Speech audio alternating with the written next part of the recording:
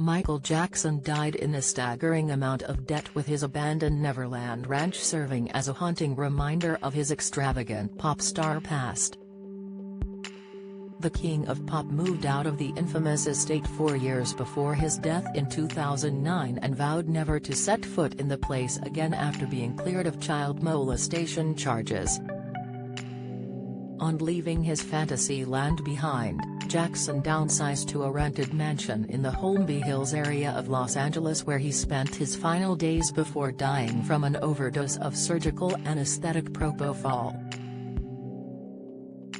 It was during the star's wrongful death trial that his precarious finances were laid bare by experts. The news had been surprising for fans, given that Jackson had been in showbiz since the age of 6 and at the top of his game for decades after. As well as countless sellout world tours and lucrative endorsement deals, Jackson was also the owner of a multi-million-pound music catalog that included his own work and that of artists such as the Beatles, but incredibly, the wealth he was bringing in with royalties was said to have been nothing compared to the incredible amount of debt he was simultaneously racking up. A forensic accountant asked to speak at the 2013 trial, told how Jacko blew his fortune on gifts, travel, art, zoo animals, jewelry and furniture, as well as making huge donations to numerous charities. William R. Ackerman described Jackson as being in a precarious financial position as he spoke to the Los Angeles courtroom about the singer's money woes in defense of I Live in the wrongful death trial. While MJ was renowned for splashing the cash on material goods, Ackerman said that by far Jackson's biggest and most consistent expenditure when he was alive was the interest he paid on his debt. The LA Times reported that Jackson was handing over $30 million in annual payments on his debt when he died in 2009. Ackerman said that as far back as 1993, Jackson owed $30 million, which grew to $140 million by 1998. When he died in 2009, Jackson was somewhere between $400 million to $500 million in debt, Ackerman told the court. He was tapped out, the accountant added. Ackerman also revealed that Jackson received no loans after 2007 and was 3 or 4 months behind payments of his San Fernando Valley home where his mother lived at the time of his death. During the trial, the CPA also revealed that Jackson's tours in the 1990s had not been great money spinners.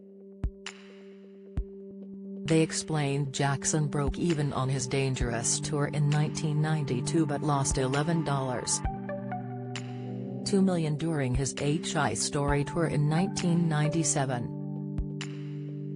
One of the biggest drains on Jackson's finances was his beloved Neverland Ranch, which turned out to be a huge money pit. The hitmaker was paying out huge amounts for the maintenance of the zoo and the train that traveled round the mini-theme park. His staff payments alone were said to have topped $2.5 million a year.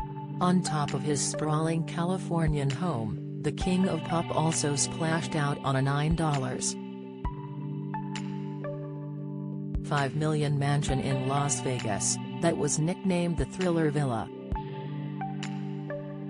Jacko's Sin City property came complete with 7 bedrooms, 12 bathrooms, a guest house, bell tower, and a medieval chapel that could entertain more than 70 people, which was decorated with a hand-painted ceiling. Michael also had an expansive art collection that was estimated to be worth around $90 million and included pieces from French painters Paul Pascal and Mauricio Trillo.